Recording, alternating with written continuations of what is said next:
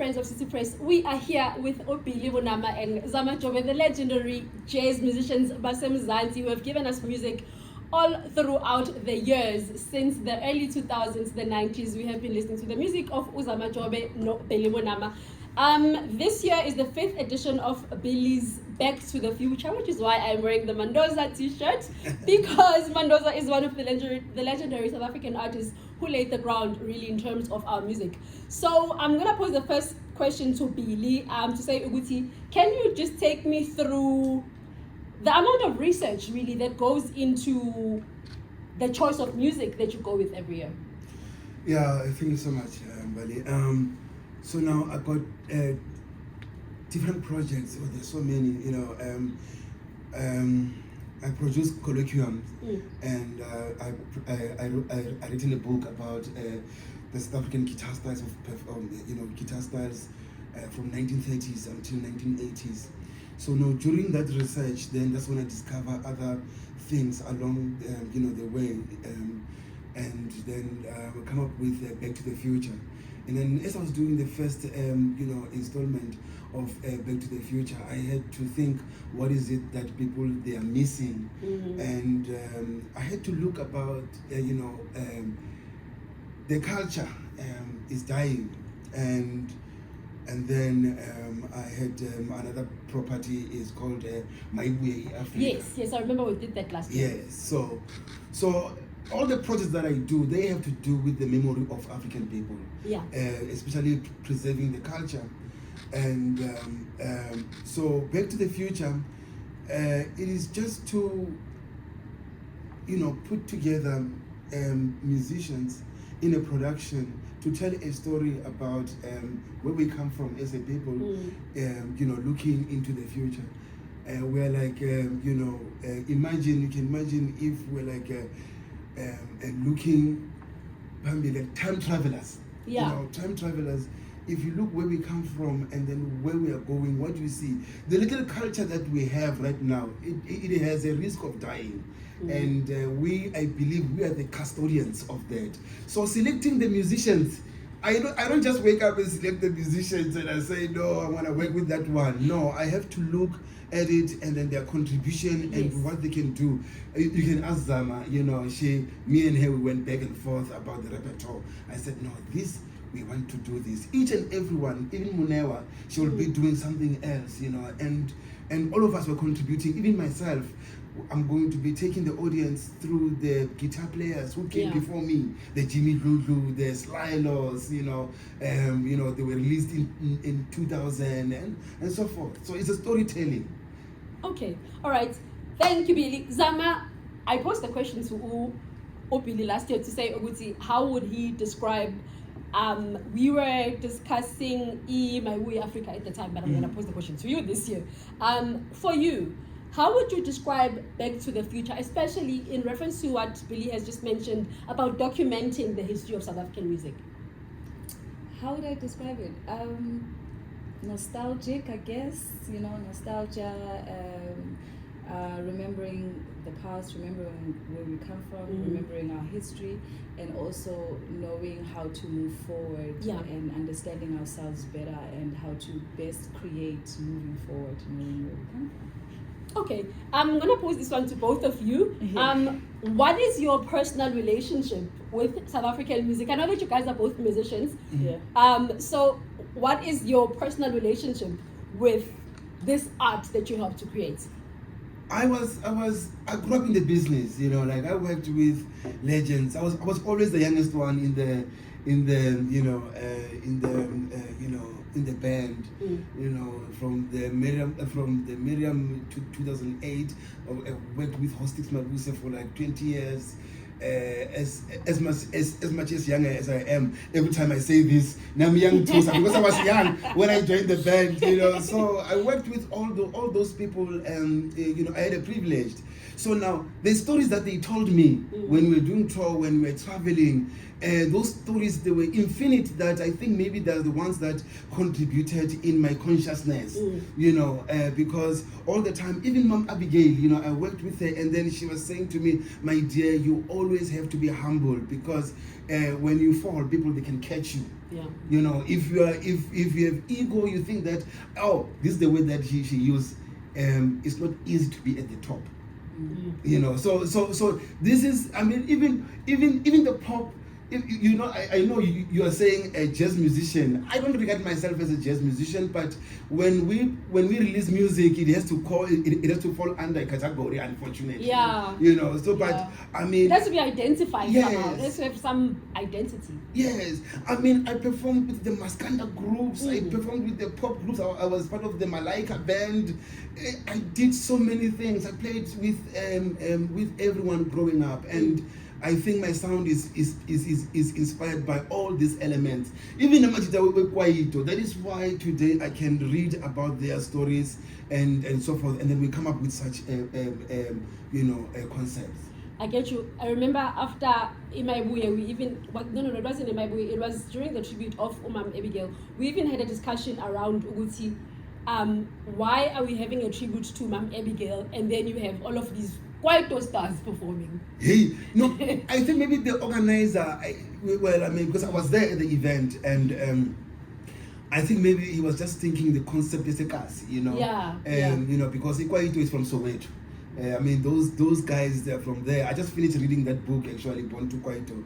It tells the memory, and I watched so many documentaries of the guys who came up with these things. You know, it was a township thing, from the Tompis, Mdu, Amajita Asezola, you know, you name them, they're from Soweto. So I think maybe they wanted, maybe in Tagazega Mam Ebi, Abaseko. Yes. So now who are they going to call? Yes. You know, who's still alive? I mean, like, you still have Umaralo, but Maralo, she's younger than Mam Ebi by 10 years, you know what I'm saying? So I think that's why they called those guys. Yeah, no, I totally understand you. When I was watching the biopic Tamandozala, was it last year or the year before that? I can't remember, it must have been a year or two ago. When I was watching the biopic, I couldn't identify with the actors. They were brilliant actors, of course. But my thing was, like you're saying, Ikwaito originated in Soweto. And South Africa is multicultural. We're multidimensional, and the dialect is not the same. So I felt like, in terms of documenting the history of South African music accurately, it really didn't feel appropriate that they would use actors who had a dialect that was different from somebody who was born in Soweto, like Mandoza. But anyhow, another story for a different day. Your relationship with South African music. My relationship, wow, it's a very intimate relationship with South African music. My parents, it stems from home, you know. My parents, what they introduced me to was, my dad, it was more jazz and, as Billy would say, the struggle songs. We were talking about that earlier. So that sort of township jazz, as you would say, you know, that we all sort of grew up listening to, and then with my mom, it was more gospel, you know, traditional gospel, and that was sort of my defining musical experience with South African music, and then at school with my friends and my peers, it would be whatever that is happening. Yes. What was trending at the time? What is trending? What's on radio? What's happening? And whatever. So that formed my relationship with music. That's why it is so, like you said, it's very vast and very broad, because there's so many things that are happening, so many genres, so many styles, so many things that are happening. So for me, my relationship is very much based on the relationships, my personal relationships in my life. So sorry to cut you off, how did you then decide, Oguti, this is what's happening at school, this is what's happening in my social circle, this is what's happening at home, and then to identify, Oguti,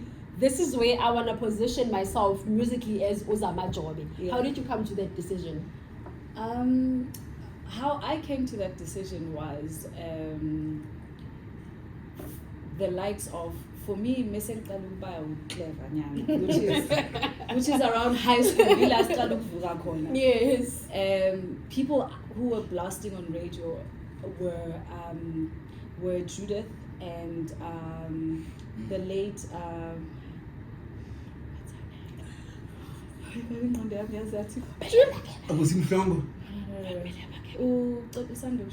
Gloria. Yes. Gloria Bosman. The late Gloria Bosman. Thank you. I don't know what's happening with my brain. I think it's this coffee. You said you don't drink coffee. Leave it alone. So the late Gloria and so Judith's a Cry, Smile, a Dance and all of that. Yes.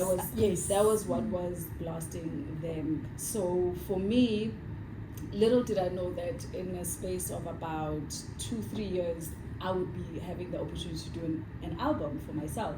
And I was like, this is what I want to be doing. And obviously I did have a knowledge of music from my dad, because he was a collector, he was a jazz collector. So I did obviously know, Brahu, the usual culprits. So I knew all of that. I knew, Bayete, I knew he was, so I knew a lot of Sankomota, typical jazz, the history of jazz music. I knew all of that stuff. So, but that for me, things, when it started being a personal experience where it wasn't something that my mother... Where it started being in the way in my place, my own decision, it was Mesen Kalubvugang Papeme, it was Abo Judith Sepuma, that era, Abo Swazi, Abo Gloria Bosman. That's who the female singers were kind of dominant at that time. So that's where I kind of picked up. That's when I started saving my own money to buy the music. Their music, yeah. Everything else, it was what my parents fed me. What my parents liked and what they blasted, I kind of consumed that. And what radio was blasting, I consumed that. But when I started saving up and Nimalia Mumkero and whatever, like people like Judith Sepuma was the first album I bought myself. Gloria Bosman's album was there were Wanda Baloyi as well. She had just released as well. And quite a few people like that. So those were the albums that I purchased with my own money when I was in high school. And that's when I was like, okay.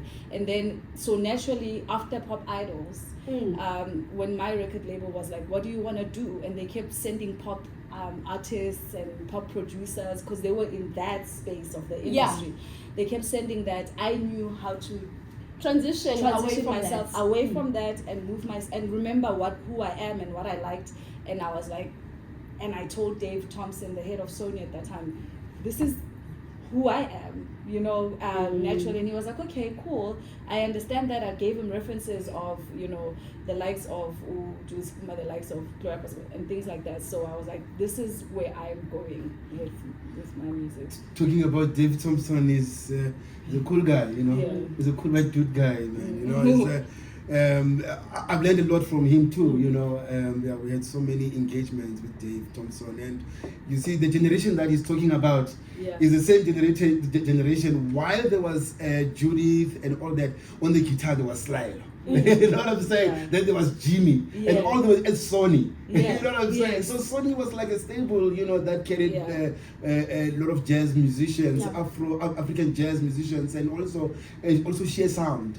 So Sheer Sounds, then you'll have Paul Hemner, Makwai Mukhubata, the Lumhlanga, Andy Smith, So it was that kind of a generation. I don't know about it. So I mean, just like Zama was just saying, church, it is the harbor of many musicians, from the Luther Vandross to the Charlie Parker, the John Coltrane. Most of the musicians, the Whitneys, you can name them. The first platform we are given a chance to bimba without being scrutinized is at church. You make mistakes, you are allowed to make mistakes there, and you grow from church. The first audience is at church. My first audience was at church, and that is the story for a lot of black artists all over the world. I feel like it makes so much sense, because also with black South Africans in particular, we're not necessarily from a cultural, a social background. maybe economic background, where we go to these schools where there's a school choir and there's a band and there's a school band and there's people. We're not from that type of setup. So I totally get what Billy means when he says, Gusi, your first introduction to music, to singing, is the church. Nesekazi stokvel. Mina my neighbor used to host some stokvels. We would dlala inamba busuku bonke. I'm not careful. Remember, there's no careful. We would 10 o'clock you must cut the music. Busuku bonke. But dlala yonke repertoire. So now the only sound that I had was the guitar. You know, I can hear everything, all the things happening, but there's this instrument that is playing that I can. Out to you. Yes, it's turned out, and I can even mimic it with my mouth. You know, I'm like, no, this one I want to play, and then you know that's where we come from. You know, Okay. You do a lot of tribute concerts. We were just mentioning Maiguye earlier. We also spoke about the tribute show that you did for Mom Abigail. You did Temba Mukwena last year. You are the tributes guy. So how do you then make the distinction so that all of these tribute shows that you do tell different stories? It tells different stories. That is why I have different people I invite. You know, like it took me some time, you know, for me to say I'm going to invite this one. Let me look at them. So it's based on the research and the people that I call in. I need to call people who are gonna help me to tell the story. And you can ask Zama as well. You know, when I said to her, yes, you are part of the soundtrack of these 30 years of democracy. So she was there 2004. You know, she's part of that. And then I like, now, what inspired you, Zama? I want people to see Zama on a different level. When I did my way, for example, I called Judith. I said, Judith, imagine you doing Letambuli. Who has ever seen you doing that? And then I suggested the songs. Judith, she came there, she did Maru Apula, she did music in the air, she did Normalies. It was amazing. The audience was like, wow, they've never seen this kind of Judith, you know. So I always try to push people, even Brenda Mtambo, I'm like, no, let's do Busin Hongo. How about you do that? You know, and then because people they know her as an R&B singer, but I know deep inside that thing I can get it. You know, some people, the critics behind the back, they say, Bidu Zamajobe was like, I'm the producer of this. Just wait. You guys, you don't understand. You don't understand. And then come Motela Queens, and they're like, but no man, I'm tired.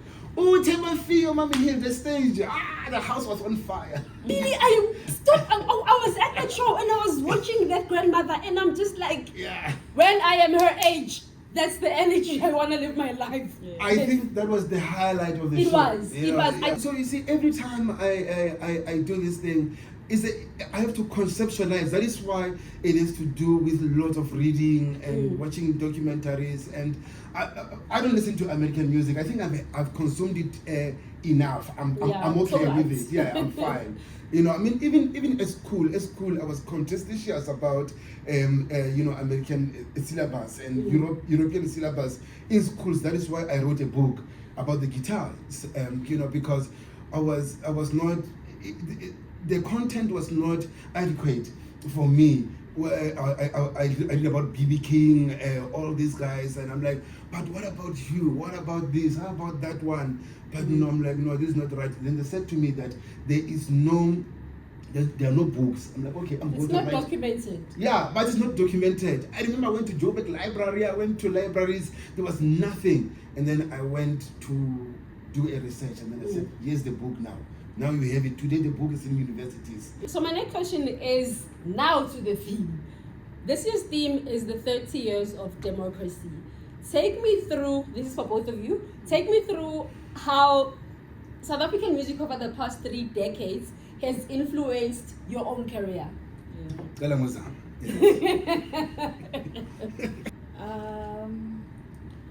Well, you know, like I said, Uguti, I realized how much, you know, South Africa is a musical country. We are. You know, I don't think you realize how much musical we are until the country is, until you go outside the country, you know. And then when you come back, you know, like for instance, if you're performing for like a European audience, they consume music in such a different way. Like they are more listening, they're more chilled, and then they react. More. Yeah, and then they react. Yeah. Here at home, it's like usaqala, yeah. You know, so but like we do everything with whether yakala, whether Yeah. we always musical. yeah, it's very much you go to a point where even if you had an Afrikaans artist and it's a black audience and playing in front of you, you're gonna try and find the groove so you can vibe to it. Yes. Yes. Okay, sorry, I found it. Okay. Yes.